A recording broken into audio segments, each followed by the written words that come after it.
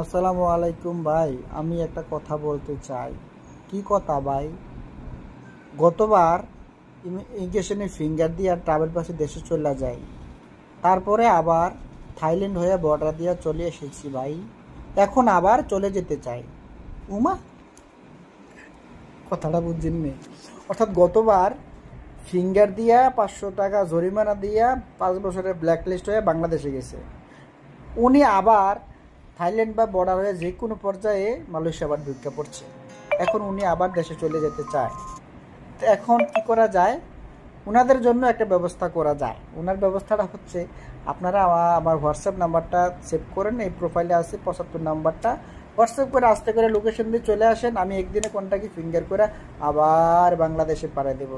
এরপর কিন্তু আবার আইন না, আবার কিন্তু আইন না থাইল্যান্ড মাইল্যান্ড দিয়া ঘুরা গেরা আইসেন থাইন আর গেলে গার আইন না। এই শতানি করার লেগে আপনার জায়গা পান না। টিয়া কি বেশি কুতকুতা? এতগুলো টাকা খরচা করে আবার যান, আবার থাইল্যান্ড আইয়েন, আবার চলে যাবেন, কি পাইছেন? আরে ওই ভিজিট করি।